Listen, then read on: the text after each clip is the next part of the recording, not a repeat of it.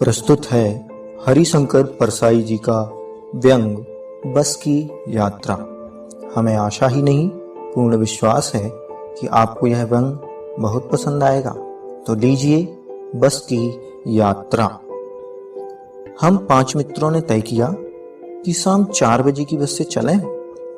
पन्ना से इसी कंपनी की बस सतना के लिए घंटे भर बाद मिलती है, जो जबलपुर की ट्रेन मिला देती है। सुबह घर पहुंच जाएंगे। हम में से 2 को सुबह काम पर हाजिर होना था, इसलिए वापसी का यही रास्ता अपनाना जरूरी था। लोगों ने सलाह दी कि समझदार आदमी इस शाम वाली बस से सफर नहीं करते। क्या रास्ते में डाकू मिलते हैं? नहीं, बस डाकिन है। क्या बस डाकिन है? बस को देखा तो श्रद्धा उमड़ पड़ी। खूब वयोवृद्ध थी, सदियों के अनुभव के निशान लिए हुए थी। लोग इसलिए इससे सफर नहीं करना चाहते कि वृद्धावस्था में इसे कष्ट होगा। यह बस पूजा के योग्य थी, उस पर सवार कैसे हुआ जा सकता है? बस कंपनी के एक हिस्सेदार भी उसी बस से जा रहे थे। हमने उनसे पूछा, यह बस चलती भी है? वह बोले, चलती क्यों नहीं है जी, अभी चलेगी। हमने कहा, वही तो हम देखना चाहते हैं। अपने आप चलती है? हाँ जी, और कैसे चलेगी? गजब हो गया, ऐसी बस अपने आप चलती है क्या? हम आगा पीछा करने लगे। डॉक्टर मित्र ने कहा, डरो मत, चलो, बस अनुभवी है, नई नवेली बसों से ज्यादा विश्वसनीय है, हमें बेटों की तरह प्यार से गोद में लेकर चलेगी। और फिर क्या था, हम बैठ गए। जब छोड़ने आए थे वे इस तरह देख रहे थे जैसे अंतिम विदा दे रहे हैं। उनकी आंख कह रही थी, आना जाना तो लगा ही रहता है, आया है सो जाएगा, राजा रंक या फकीर। आदमी को कूच करने के लिए एक निमित्त चाहिए। इंजन सचमुच स्टार्ट हो गया, ऐसा जैसे सारी बस ही इंजन है और हम इंजन के भीतर बैठे। कांच बहुत कम बचे थे, जो बचे थे उनसे हमें बचना था। हम फौरन खिड़की से दूर सरक गए। इंजन चल रहा था, हमें लग रहा था कि हमारी सीट के नीचे इंजन है। बस सचमुच चल पड़ी और हमें लगा कि यह गांधी जी के असहयोग सविनय अवज्ञा आंदोलन के वक्त अवश्य जवान रही होगी। उसे ट्रेनिंग मिल चुकी थी, हर हिस्सा दूसरे से असहयोग कर रहा था। पूरी बस सविनय अवज्ञा आंदोलन के दौर से गुजर रही थी। सीट का बॉडी से असहयोग चल रहा था।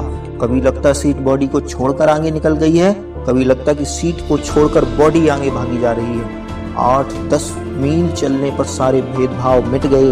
यह समझ में नहीं आता था कि सीट पर हम बैठे हैं या सीट हम पर बैठी है। एकाएक बस रुक गई। मालूम हुआ कि पेट्रोल की टंकी में छेद हो गया है। ड्राइवर ने बाल्टी में पेट्रोल निकाल कर उसे बगल में रखा और नली डालकर इंजन में भेजने लगा।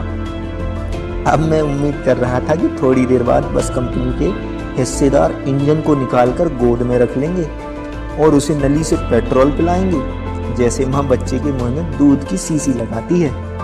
बस की रफ्तार अब 15-20 मील हो गई थी। मुझे उसके किसी हिस्से पर भरोसा नहीं था। ब्रेक फेल हो सकता है, स्टीयरिंग टूट सकता है। प्रकृति के दृश्य बहुत लुभावने थे। दोनों तरफ हरे भरे पेड़ थे जिन पर पक्षी बैठे थे। मैं हर पेड़ को अपना दुश्मन समझ रहा था। जो भी पेड़ आता डर लगता कि इससे बस टकराएगी। वह निकल जाता तो दूसरे पेड़ का इंतजार करता। झील दिखती तो सोचता कि इसमें बस गोता लगा जाएगी। एकाएक फिर बस रुकी।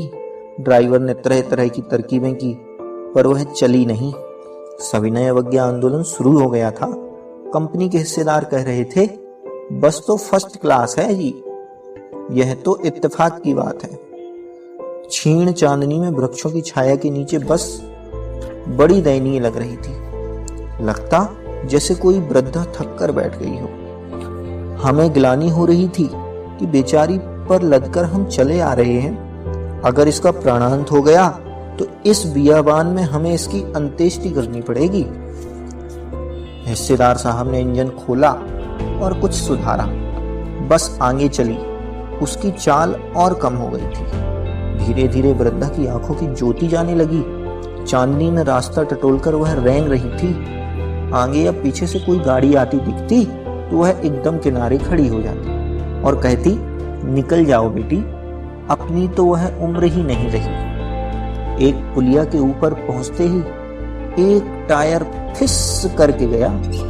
वह बहुत जोर से हिलकर थम गई। अगर स्पीड में होती तो उछलकर नाले में गिर जाती। मैंने उस कंपनी के हिस्सेदार की तरफ पहली बार श्रद्धा भाव से देखा।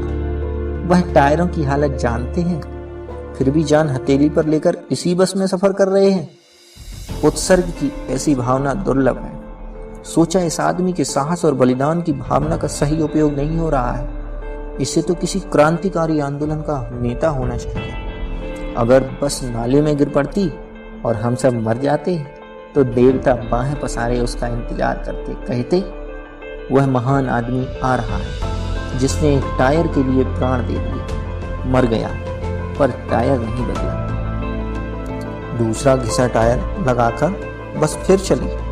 अब हमने वक्त पर पन्ना पहुंचने की उम्मीद छोड़ दी थी। पन्ना कभी भी पहुंचने की उम्मीद छोड़ दी थी? पन्ना क्या, कहीं भी कभी भी पहुंचने की उम्मीद छोड़ दी थी। लगता था जिंदगी इसी बस में गुजरनी है और इससे सीधे उस लोक को प्रयाण कर जाना है। इस पृथ्वी पर उसकी कोई मंजिल नहीं है। हमारी बेताबी, तनाव खत्म हो गए। हम बड़े इत्मीनान से घर की तरफ बैठ गए। चिंता जाती रही और हंसी मजाक चालू हो गया।